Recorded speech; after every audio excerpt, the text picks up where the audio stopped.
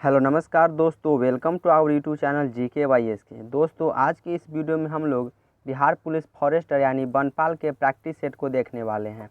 यह हमारा practice set number 7 है। इससे पहले हम लोग 6 प्रैक्टिस सेट कर चुके हैं। अगर आपने उन वीडियो को नहीं देखा तो आप हमारे चैनल के प्लेलिस्ट में जाकर उन सब वीडियो को देख सकते हैं, या फिर इस वीडियो के आई बटन पर आपको प्लेलिस्ट मिल जाएगा, वहाँ पर क्लिक करके आप उन सब वीडियो को देख सकते हैं। तो चलिए वीडियो को स्टार्ट करते हैं।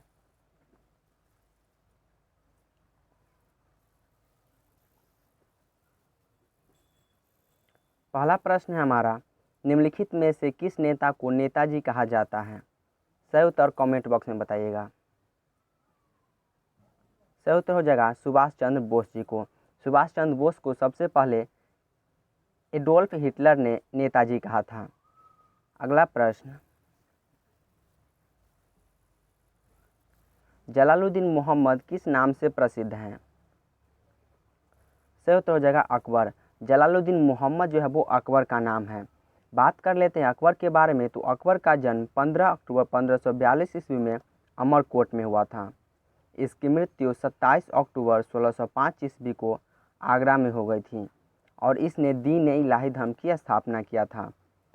और इसकी राजधानी कौन सी थी? तो फतेहपुर सीकरी, जो कि कहाँ पे है? तो आगरा में है। फतेहपुर सीकरी, आगरा। अगला प्रश्न, 1917 में चंपारण सत्याग्रह किस राज्य में प्रारंभ किया गया था? सही उत्तर हो जाएगा बिहार। चंपारण सत्याग्रह बिहार में शुरू किया गया था, और इसके नेतृत्व किन्होंने किया था? तो महात्मा गांधी जी ने किया था, जो कि महात्मा गांधी जी का भारत में पहला सत्याग्रह था, जन सत्याग्रह। अगला प्रश्न, बिहार के निम्नलिखित जिलों में से कौन सा जिला नेपाल के साथ सीमा साझा नहीं करता है? तो इसका सही उत्तर हो जाएगा पूर्णिया। पूर्णिया जो है वो नेपाल के साथ सीमा साझा नहीं करता है। बिहार के टोटल 7 जिले हैं जो कि नेपाल के साथ सीमा साझा करता है। इसका ट्रिक हमारा हो जाएगा, चश्मा सुअर की। क्या हो जाएगा? चश्मा सुअर की। च से हो जाएगा हमारा चंपारण। च से हो जाएगा चंपारण। चंपारण में पूर्वी चंपारण और पश्चिमी चंपारण दोनों आ जाएगा। स से हो जाएगा हमारा सीतामढ़ी। मा से हो जाएगा मधुबनी। सु से सुपौल, और अर से हो जाएगा अररिया, और की से हो जाएगा किशनगंज। ये 7 जिले जो वो नेपाल के साथ सीमा साझा करता है। कौन कौन? पूर्वी चंपारण एवं पश्चिमी चंपारण, सीतामढ़ी, मधुबनी, सुपौल, अररिया और किशनगंज। अगला प्रश्न देखते हैं। अंग्रेजों से आज़ादी के लिए लड़ रहे भारतीयों द्वारा उठाई गई शपथ की वे सिर्फ भारतीय निर्मित सामानों, विशेष रूप से कपड़े का उपयोग करेंगे को क्या आंदोलन कहा जाता है? तो इसका सही उत्तर हो जाएगा स्वदेशी आंदोलन। स्वदेशी आंदोलन जो शुरू हुआ था वो 7 अगस्त 1905 को हुआ था। स्वदेशी आंदोलन शुरू हुआ था बंगाल विभाजन के कारण। बंगाल विभाजन का जो लॉर्ड कर्जन ने 19 जुलाई 1905 को घोषणा किया था, इसके विरुद्ध में स्वदेशी आंदोलन को शुरू किया गया था। अगला प्रश्न, विश्व में सबसे बड़ा गर्म रेगिस्तान कौन सा है? तो इसका सही उत्तर हो जाएगा सहारा। सहारा रेगिस्तान जो है वो विश्व में सबसे गर्म रेगिस्तान है। बात कर लेते हैं सबसे ठंडा रेगिस्तान की। तो सबसे ठंडा रेगिस्तान हमारा गोबी हो जाएगा। कौन सा? गोबी हो जाएगा, जो कि मंगोलिया में स्थित है। और सबसे शुष्क रेगिस्तान हमारा अटाकामा हो जाएगा। कौन सा हो जाएगा? अटाकामा हो जाएगा। अगला प्रश्न, पृथ्वी का कठोर बाहरी हिस्सा जिसमें क्रस्ट और बाह्य मेटल शामिल है उसे क्या कहा जाता है? सही उत्तर हो जाएगा स्थल मंडल। उसे स्थल मंडल कहा जाता है। अगला प्रश्न, निम्नलिखित में से कौन सा भारत के बिहार राज्य में मौजूद एकमात्र यूनेस्को धरोहर है? एकमात्र यूनेस्को धरोहर कौन सा है? तो ऑप्शन देख लेते हैं।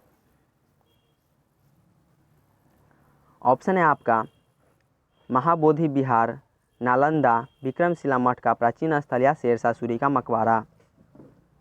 तो इसका सही उत्तर हो जाएगा महाबोधि विहार, जो कि बिहार के गया जिले में स्थित है। इसे विश्व धरोहर में यूनेस्को द्वारा सम्मिलित किया गया है। अगला प्रश्न, काराकोरम पर्वत श्रृंखला में सबसे ऊंची चोटी कौन सी है? सही उत्तर हो जाएगा K2। K2 यानी गॉडविन ऑस्टिन। गॉडविन ऑस्टिन जो है वो काराकोरम पर्वत श्रृंखला का सबसे ऊंचा चोटी है और इसकी जो ऊंचाई है वो 8,611 मीटर होता है। कितना है? 8,611 मीटर है। और बात कर लेते हैं गॉडविन ऑस्टिन K2 में ही सियाचिन, बियाफो, वाल्टोरो और हिस्पर ग्लेशियर निकलती हैं। कौन कौन सी? सियाचिन, बियाफो, वाल्टेरो और हिस्पर ग्लेशियर। अगला प्रश्न, भारत के राष्ट्रपति का कार्यकाल कितने वर्षों का होता है? सही उत्तर हो जाएगा 5 वर्षों का। भारत के राष्ट्रपति का जो कार्यकाल होता है वो 5 वर्षों का होता है। बात कर लेते हैं राष्ट्रपति के बारे में। तो राष्ट्रपति से संबंधित भारत का जो आर्टिकल है वो आर्टिकल 52 है। आर्टिकल 52 कहता है कि भारत का एक राष्ट्रपति होगा, जबकि राष्ट्रपति का निर्वाचन आर्टिकल 54 से संबंधित है। भारत के राष्ट्रपति का निर्वाचन एकल संक्रमणीय वोट पद्धति के द्वारा होता है। अब जान लेते हैं एकल संक्रमणीय वोट पद्धति है क्या। तो एकल संक्रमणीय वोट पद्धति के अनुसार वोट हर किसी को देना है, लेकिन प्राथमिकता के अनुसार, यानी सबसे ज़्यादा महत्व हम किनको दे रहे हैं इस पे डिपेंड होता है। नेक्स्ट बात कर लेते हैं राष्ट्रपति का न्यूनतम आयु कितनी होनी चाहिए। तो राष्ट्रपति बनने के लिए न्यूनतम आयु 35 वर्ष होनी चाहिए। अगला प्रश्न, किसी नए राज्य के गठन के लिए भारतीय संविधान की किस अनुसूची में संशोधन करने की आवश्यकता होती है? सही उत्तर हो जाएगा प्रथम अनुसूची। किसी राज्य का गठन या उसके विखंडन से संबंधित संशोधन जो होता है वो अनुसूची प्रथम में किया जाता है। भारतीय संविधान में टोटल 12 अनुसूचियां हैं।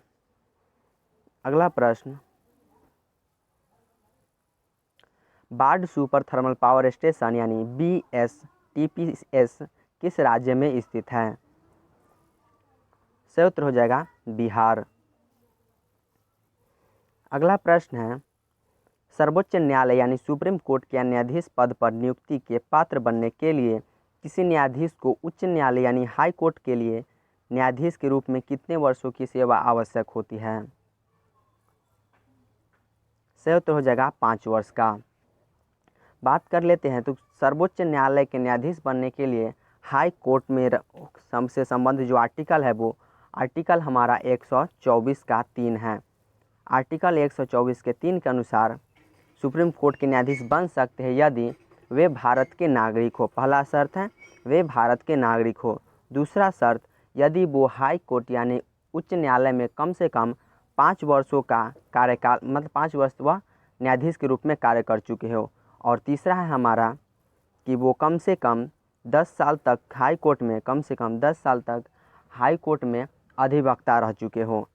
अगला प्रश्न देखते हैं, निम्नलिखित में से कौन सा गांधीवादी दर्शन का हिस्सा नहीं है? सही उत्तर हो जाएगा व्यवसाय। व्यवसाय जो है वो गांधीवादी दर्शन का हिस्सा नहीं है। अगला प्रश्न, राष्ट्रीय कृषि बाजार यानी NAM क्या है? इसका सही उत्तर हो जाएगा कृषि उपज के लिए राष्ट्रीय ई व्यापार। NAM जो है वो कृषि उपज के लिए राष्ट्रीय ई व्यापार से संबंधित है। अगला प्रश्न देखते हैं, यहाँ से हमारा साइंस का प्रश्न स्टार्ट होता है जिसमें हमारा सबसे पहला भौतिक शास्त्र है यानी फिजिक्स है। तो चलिए पहले प्रश्न को देखते हैं।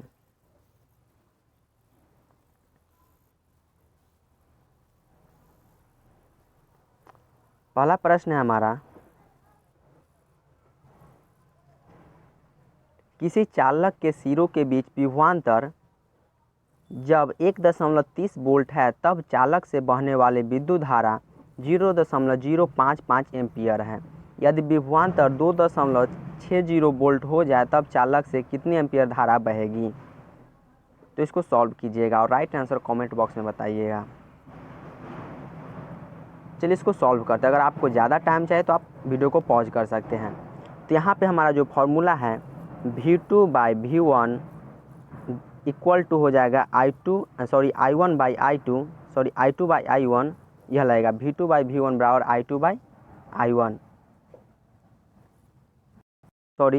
हमारा फार्मूला हो जाएगा V1/V2 बराबर I1/I2। तो हमें यहाँ पे निकालना क्या है, कितनी एम्पियर, दूसरा धारा निकालना है, यानी I2 निकालना है। तो I2 निकालने के लिए क्या हो जाएगा हमारा, I2 बराबर हमारा हो जाएगा, यह V2 यहाँ पे गुना हो जाएगा और V1 हमारा बटा में आ जाएगा, यानी I2 बराबर हमारा हो जाएगा, I2 बराबर हमारा क्या हो जाएगा I1 इंटू V2 और बट्टा में हमारा चला जाएगा V1। तो I1 हमारा कितना है 0.05, कितना है I1 हमारा हो जाएगा 0.055 एम्पियर गुना V2 हमारा 2.60 दिया गया है और V1 हमारा है 1.30 वोल्ट। 1.3 से 2.60 दो बार में कट जाएगा और इन दोनों को गुना कर देंगे तो हमारा आ जाएगा 0.110 एम्पियर। अगला प्रश्न देखते हैं, अगर समझ नहीं आया होगा तो आप वीडियो को रिपीट करके देख लीजिएगा। अगला प्रश्न, 2 ओम के 3 प्रतिरोध को पार्श्वबद्ध यानी समांतर क्रम करने पर समतुल्य प्रतिरोध का मान होगा।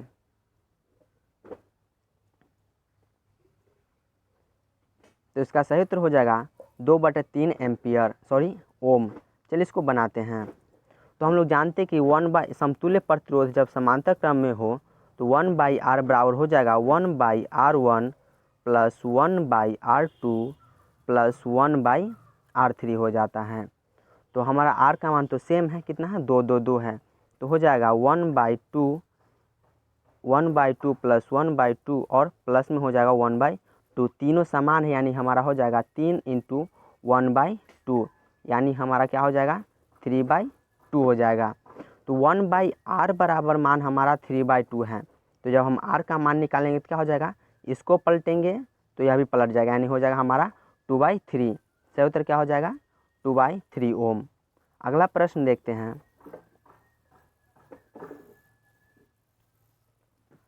प्रश्न कह रहा है हमारा 50 वाट के एक बल्ब को 200 वोल्ट के विद्युत प्राध्यक से जोड़ने पर बल्ब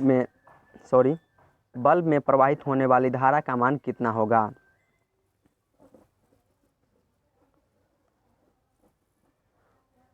तो इसका सही उत्तर हो जाएगा 0.25 एम्पियर। चलिए इसको सॉल्व करते हैं। तो हम जानते हैं कि P बराबर होता है VI, P यानी शक्ति बराबर होता है विभवांतर गुने विद्युत धारा।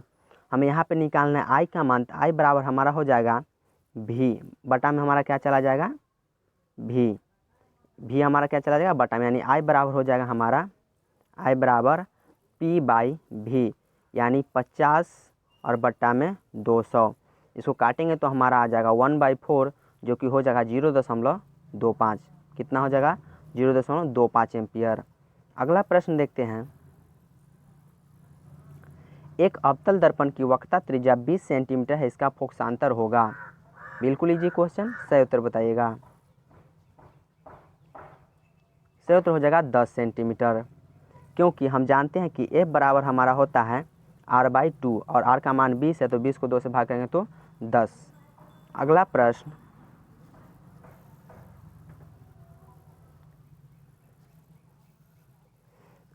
है हमारा विद्युत बल्ब के विद्युत धारा ले जाने वाली तारें ठंडी रहती है जबकि उसी विद्युत धारा से विद्युत बल्ब का तंतु गर्म हो जाता है, इसका क्या कारण है।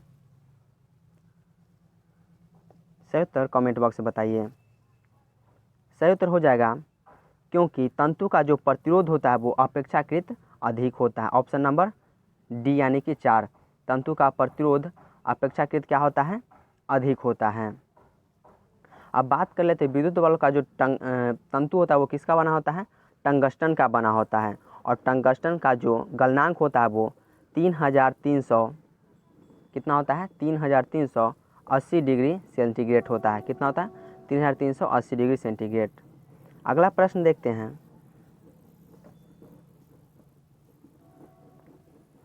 प्रश्न कह रहा है हमारा, अगर किसी तरंग की आवर्तकाल 0.02 सेकेंड है तो तरंग की आवृत्ति क्या होगी?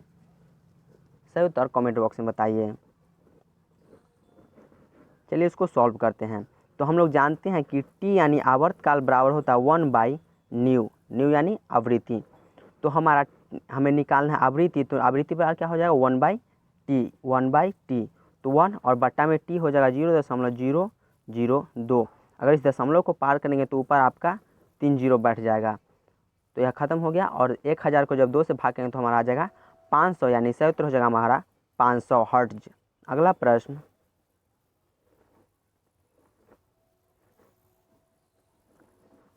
किसी तांबे के तार के प्रतिरोध 10 ओम है, एक दूसरे तांबे के तार जिसकी लंबाई एवं त्रिज्या दोनों पहले तार की दुगनी है का प्रतिरोध कितना होगा? सही उत्तर हो जाएगा 20 ओम। जब लंबाई और त्रिज्या दुगनी की जाती है तो उसका प्रतिरोध भी दुगना हो जाएगा। सही उत्तर 20 ओम। अगला प्रश्न, चलती हुई बस में खड़ा यात्री बस के एकाएक रुकने पर किस ओर गिरता है? सही उत्तर बताइएगा कौन सा होगा और क्यों होता है ऐसा? तो सही उत्तर हो जाएगा आगे की ओर, और यह होता है गति के जड़त्व के नियम के अनुसार। किसके अनुसार? गति के जड़त्व के नियम के अनुसार। और जड़त्व का नियम, न्यूटन के प्रथम नियम को जड़त्व का नियम कहा जाता है। अगला प्रश्न है, सर्पी घर्षण से लोटनी घर्षण होता है? सही उत्तर कमेंट बॉक्स में बताइए। सर्पी घर्षण से लोटनी घर्षण क्या होता है? तो बहुत कम होता है। सर्पी घर्षण यानी जिसे खींचा जाए उसे वो सर्पी घर्षण होता है, और लोटनी यानी जो लुढ़कते हुए है उसे लोटनी घर्षण होता है।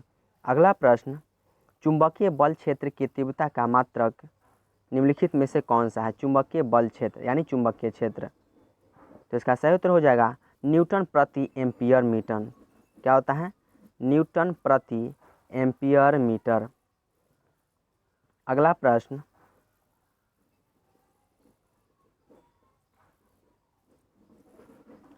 वायु में ध्वनि का वेग -10 डिग्री सेंटीग्रेड तापमान पर कितना होगा?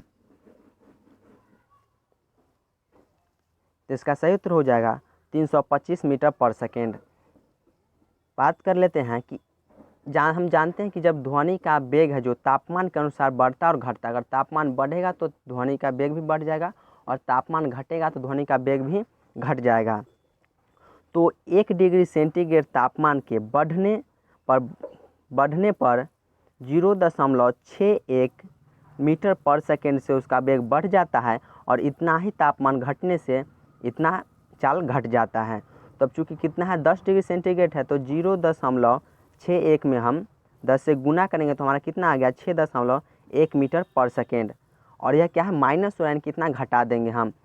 और हम जानते हैं कि ध्वनि का वेग कितना होता है 332 मीटर पर सेकेंड होता है।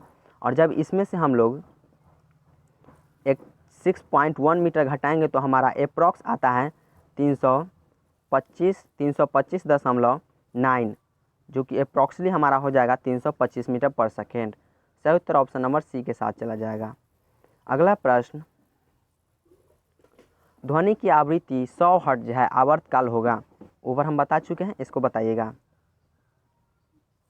सही उत्तर हो जाएगा इसका 0.01 सेकेंड, क्योंकि हम जानते हैं कि t बराबर होता है 1/न्यू, न्यू होता है हमारा आवृत्ति हमारा 100 दिया गया है, और इसको भाग करेंगे तो आ जाएगा हमारा 0.01 सेकेंड। अगला प्रश्न, पृथ्वी की सतह पर g का मान होता है, स्मॉल g का मान, तो इसका सही उत्तर क्या हो जाएगा Gm/r²। Gm/r² जो होता है वो g का मान होता है, और g का मान पूछे तो कितना हो जाएगा 9.8 स्मॉल मीटर पर सेकेंड स्क्वायर। कितना होता है 9.8 मीटर पर सेकेंड स्क्वायर होता है। अगला, कैपिटल G का SI मात्रक है। कैपिटल G को क्या कहते हैं? तो सार्वत्रिक गुरुत्वाकर्षण नियतांक होता है। कैपिटल G क्या होता है? सार्वत्रिक गुरुत्वाकर्षण नियतांक। इसका SI मात्रक पूछा तो हो जाएगा हमारा न्यूटन मीटर स्क्वायर पर kg स्क्वायर। और कैपिटल G का मान कितना होता है? तो 6.67 × 10⁻⁻11 न्यूटन मीटर स्क्वायर पर केजी स्क्वायर होता है। अगला प्रश्न, निम्नलिखित में कौन बल का मात्रक है? सही उत्तर बताइएगा। सही उत्तर हो जाएगा न्यूटन। बल का ऐसा मात्रक क्या होता है? न्यूटन होता है। और बात कर ले अगर इसकी बीमा की, तो बीमा हो जाएगा m1 L1 और T-2। यह होता है बल का बीमा, डायमेंशन। अगला प्रश्न, अब केमिस्ट्री से शुरू हो गया। पहला प्रश्न है हमारा, जस्ट मिनट। प्रश्न कह रहा है यदि एक रेडियो सक्रिय तत्व बीटा कण खोता है तो उससे उत्पन्न तत्व का पिंड अस्थायी रहता है, पर उसका स्थान आवर्त सारणी में क्या हो जाएगा?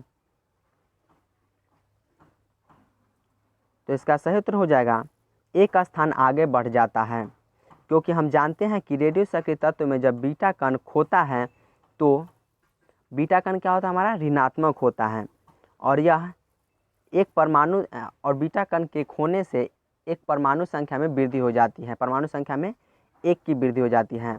बात कर लेते हैं अल्फा कण की, तो अल्फा कण हमारा धनात्मक होता है। एक अल्फा कण के निकलने से परमाणु संख्या में 2 की कमी और परमाणु द्रव्यमान संख्या में 4 की कमी हो जाती है, जबकि गामा कण हमारा उदासीन होता है। अगला प्रश्न, भारहीन एवं उदासीन कण को किस नाम से पुकारते हैं? भारहीन एवं उदासीन कण को किस नाम से पुकारते हैं? सही उत्तर हो जाएगा न्यूट्रॉन। अगला प्रश्न, किसी अक्रिय गैस की बाह्यतम कक्षा में इलेक्ट्रॉन की संख्या होती है? सही उत्तर हो जाएगा 8। कितनी होती है? 8। और अक्रिय गैस कौन कौन सी है? तो helium, neon, argon, krypton, xenon और रेडॉन। और रेडॉन एक ऐसी अक्रिय गैस है जो कि वायुमंडल में नहीं पाई जाती है। अगला प्रश्न, दो तत्व ए बी की परमाणु संख्या 9 तथा 12 है, अतः उनके द्वारा उत्पन्न यौगिक का सूत्र हो जाएगा। इसका सही उत्तर हो जाएगा A2B3। क्या हो जाएगा? A2B3। अगला प्रश्न, निम्नलिखित यौगिक में किसमें आयनिक बंधन नहीं है? इसका सही उत्तर हो जाएगा मीथेन में आयनिक बंधन नहीं पाया जाता है, बल्कि मीथेन में सहसंयोजक बंधन पाया जाता है। इसके बावजूद कैल्शियम क्लोराइड, सोडियम क्लोराइड और पोटेशियम नाइट्रेट में आयनिक बंधन पाया जाता है। अगला प्रश्न, नीचे दिए गए तत्वों में कौन से तत्व का धात्विक अभिलक्षण सबसे कम होगा? सही उत्तर हो जाएगा क्लोरीन। क्लोरीन का जो धात्विक अभिलक्षण होता है वो सबसे कम होता है। अगला प्रश्न, Ca+S रिएक्शन करके बनाता है CaS, प्रतिक्रिया में ऑक्सीकृत होने वाला पदार्थ कौन सा है? सही उत्तर बताइएगा। सही उत्तर हो जाएगा कैल्शियम। इसमें ऑक्सीकरण जो हो रहा है वो कैल्शियम का हो रहा है। अगला प्रश्न, एक तत्व उपसमूह 17A में है, इसकी सर्वप्रथम ऑक्सीकरण अवस्था क्या होगी? 17वां ग्रुप कौन सा होता है? तो हाइड्रोजन वर्ग होता है। सही उत्तर हो जाएगा -1। उसका ऑक्सीकरण अवस्था क्या हो जाएगा? -1। अगला प्रश्न, नाइट्रोजन और ऑक्सीजन क्रिया करने में ऊष्मा का अवशोषण करते हैं, ऐसी क्रिया को क्या कहा जाता है? तो सही उत्तर हो जाएगा ऊष्मा शोषीय अभिक्रिया। वैसी अभिक्रिया जिसमें ऊष्मा का अवशोषण होता है उसे ऊष्मा शोषीय अभिक्रिया कहते हैं, जबकि वैसी अभिक्रिया जिसमें ऊष्मा का उत्सर्जन होता है उसे ऊष्मा क्षेपीय अभिक्रिया कहते हैं। अगला प्रश्न देख लेते हैं। प्रश्न है हमारा, वायु में आयतन कितना प्रतिशत होता है? इसका सही उत्तर हो जाएगा हमारे वायुमंडल में जो नाइट्रोजन है वो 78% पाया जाता है। बात कर लेते हैं ऑक्सीजन की, तो ऑक्सीजन हमारा 21%, जबकि कार्बन डाइऑक्साइड 0.03% पाया जाता है। अगला प्रश्न, फास्फोरस का इलेक्ट्रॉनिक विन्यास है। इसका सही उत्तर हो जाएगा ऑप्शन नंबर ए, यानी कि 1:1:2, 2:2, 2p6, 3:2 और 3p3, क्योंकि फास्फोरस का जो परमाणु संख्या होता है वो 15 होता है। इसका इलेक्ट्रॉनिक विन्यास आप बना लीजिएगा। अगला प्रश्न, कोलाइडी कणों का आकार होता है। सही उत्तर हो जाएगा 10⁻⁻8 सेंटीमीटर। कोलाइडी कणों का जो आकार रहता है वो 10⁻⁻8 सेंटीमीटर होता है। अगला प्रश्न, यातायात संकेतन के लिए हरे और लाल रंग के कांच के निर्माण के लिए कांच निर्माण प्रक्रिया में इसमें से मिलाया दिया जाता है।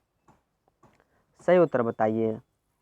सही उत्तर हो जाएगा सोडियम क्रोमेट व सिलीनियम ऑक्साइड। सोडियम क्रोमेट व सिलीनियम ऑक्साइड को मिला दिया जाता है। अगला प्रश्न,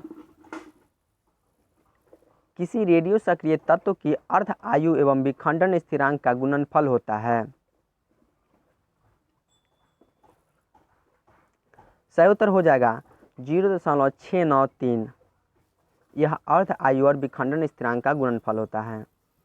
अगला प्रश्न, विल्सन बीमारी के कारण है। तो विल्सन बीमारी के कारण हमारे शरीर में कंपन पैदा हो जाता है। क्या हो जाता है? हमारे शरीर में कंपन पैदा हो जाता है। आगे हमारा जीव विज्ञान से संबंधित पहला प्रश्न है। जीव विज्ञान से संबंधित हेपेटिस क्या है? हेपेटिस क्या है?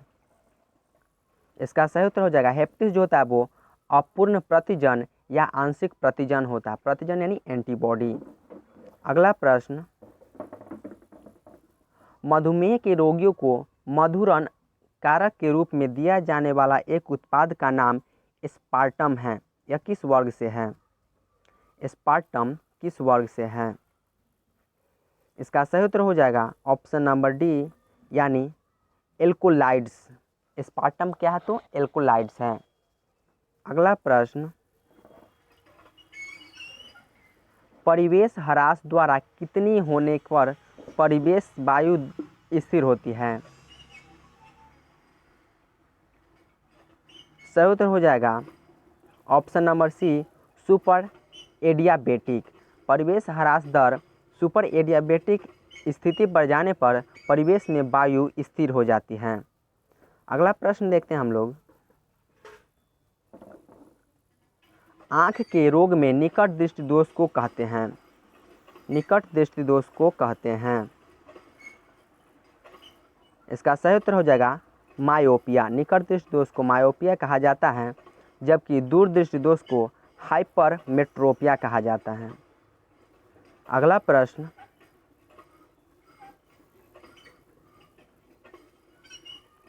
प्रश्न हमारा निम्नलिखित जोड़ों में से किसका मेल सही बैठा है? तो इसका सही उत्तर हो जाएगा मलेरिया और क्लोरोक्विनिन।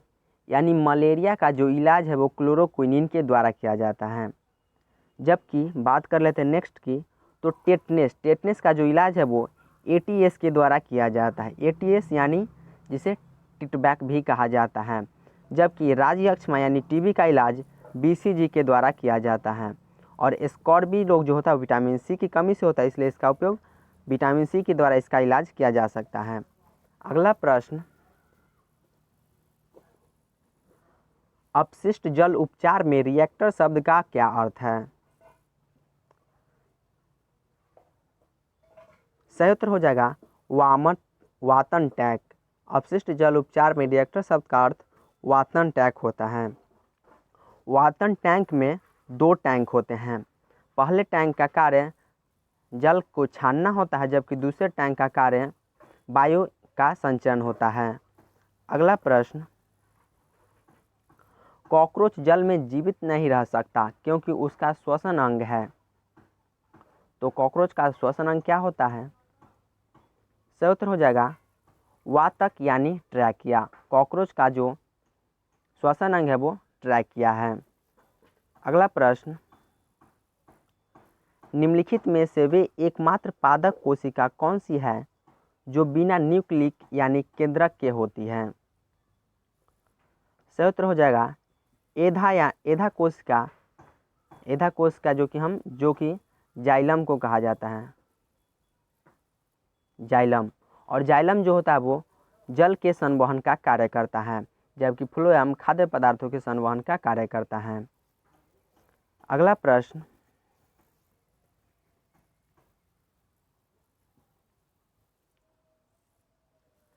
स्वस्थ हृदय के लिए व्यक्ति को लेना होता है संतुलित आहार, पर्याप्त निद्रा और क्या?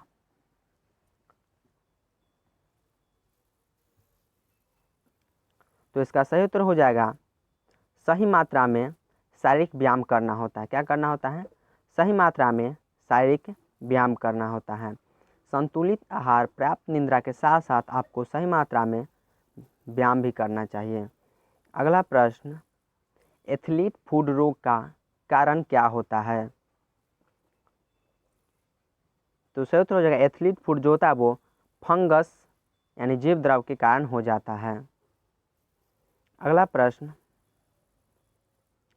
तेल बिखराव के शोधन के लिए आनुवांशिक हेरफेर द्वारा प्रकृति आइसोलेट से उत्पन्न किस जीवाणु प्रभेद का प्रयोग किया जाता है? सही उत्तर हो जाएगा नाइट्रोसोमानस, नाइट्रोसोमानस का प्रयोग किया जाता है। अगला प्रश्न,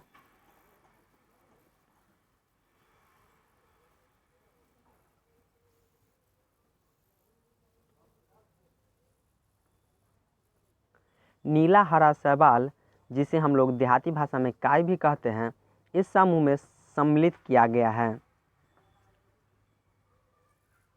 सही उत्तर हो जाएगा साइनोबैक्टीरिया यानी नील जीवाणु। नील हरा शैवाल को साइनोबैक्टीरिया के समूह में सम्मिलित किया गया है। अगला प्रश्न, उन पादपों को क्या कहते हैं जो अपने पूरे जीवन काल में केवल एक बार फलते फूलते हैं? सही उत्तर हो जाएगा सकृत फली। सकृत फली पादप जो है वो पूरे जीवन काल में एक बार ही फलते फूलते हैं।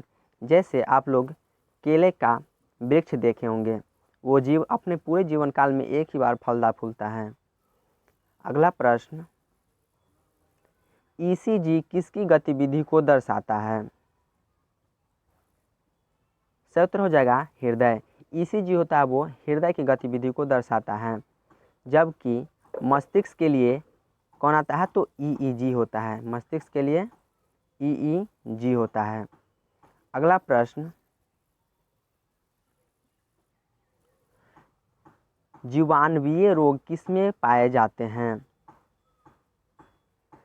जीवाणुवीय रोग होता क्या है? तो जीवाणु द्वारा होने वाले रोग को जीवाणुवीय रोग कहते हैं। इसका सही उत्तर हो जाएगा उपयुक्त में से सभी। पौधे, पशु और मानव सभी में जीवाणु के द्वारा बीमारी हो जाती है। अगला प्रश्न,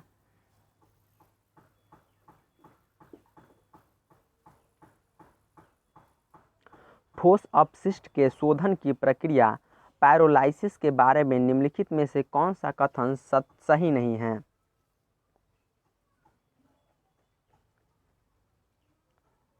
इसका सही उत्तर हो जाएगा ऑप्शन नंबर बी, यानी यह प्रक्रिया वायुमंडल दाब में 430 डिग्री सेल्सियस से अधिक तापमान पर होता है। यह गलत है, क्योंकि इसके साथ साथ उच्च दाब भी उसे चाहिए। क्या चाहिए? उच्च दाब। अगला प्रश्न,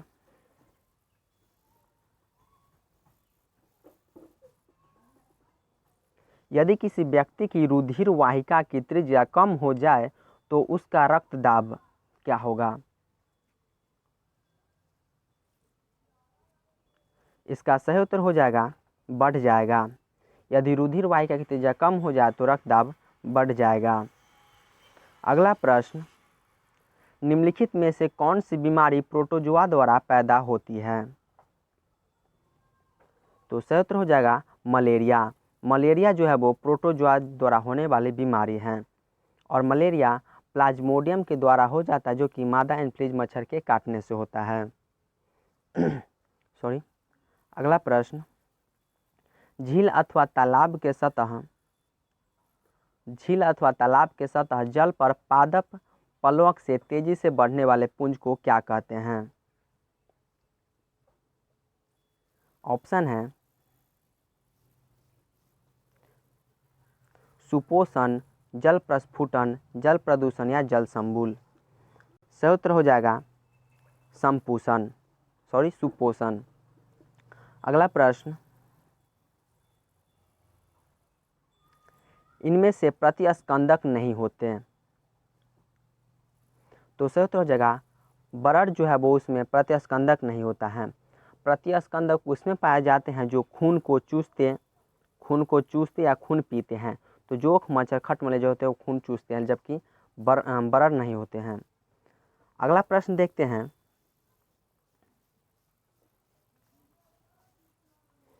अगला प्रश्न है हमारा हिंदी का, और हिंदी के प्रश्नों में 5 नंबर का गद्यांश पूछा जाता है। और गद्यांश को बनाने के लिए सबसे पहले हम बोलते हैं कि उसके प्रश्नों को पढ़िए, उसके बाद गद्यांश को। तो पहले प्रश्नों को पढ़ते हैं। पहला प्रश्न कहता है, राष्ट्रीय भावना के विकास के लिए भाषा तत्व आवश्यक है क्योंकि। अगला, गूंगे केरी सरकरा से कबीर का अभिप्रेत है कि ब्रह्म आनंद की अनुभूति। साहित्य की परिभाषा के लिए उपयुक्त पदबंध है।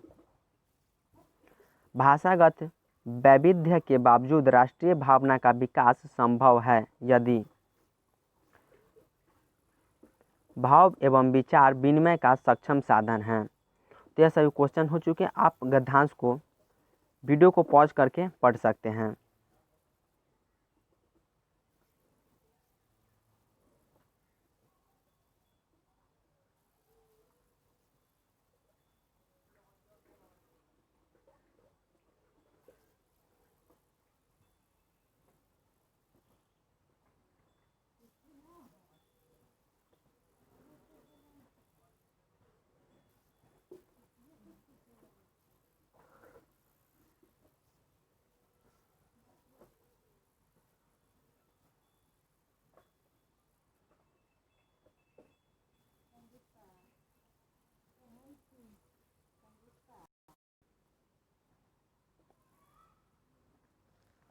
चलिए प्रश्नों को सॉल्व करते हैं। पहला प्रश्न कहता है हमारा, राष्ट्रीय भावना के विकास के लिए भाषा तत्व आवश्यक हैं क्योंकि। अगर आपने गद्यांश को पढ़ लिया होगा तो इसका सही उत्तर आराम से बता सकते हैं। सही उत्तर हो जाएगा, वह मानव समुदाय में एकानुभूति और विचार ऐक्य का साधन है। अगला प्रश्न, गूंगे केरी सरकरा से कबीर का अभिप्रेत है कि ब्रह्म आनंद की अनुभूति कब होती है। तो सही उत्तर हो जाएगा, जो ब्रह्म आनंद की अनुभूति है वो अनिर्वाचनीय होती है। अगला प्रश्न, साहित्य की परिभाषा के लिए उपयुक्त पदबंध है। सही उत्तर हो जाएगा, ज्ञानवीय व भाव राशि का संचित कोश। क्या होता है? ज्ञानवीय व भाव राशि का संचित कोश। अगला प्रश्न, भाषागत वैविध्य के बावजूद राष्ट्रीय भावना का विकास संभव है यदि हम लोग एक संपर्क भाषा विकसित करने में सक्षम हो। अगला प्रश्न, भाव एवं विचार विनिमय का सक्षम साधन है। तो हो जाएगा शब्द रूपी भाषा। अगला प्रश्न जो कि हिंदी व्याकरण से है, तत्सम शब्द का चयन कीजिए। सही उत्तर हो जाएगा चंद्रमा। अगला प्रश्न,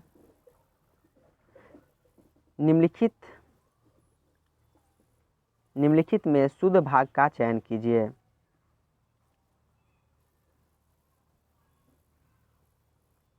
तो उसका सही उत्तर हो जाएगा, उनके सिर के बाल सन की तरह सफ़ेद और चमकीले थे।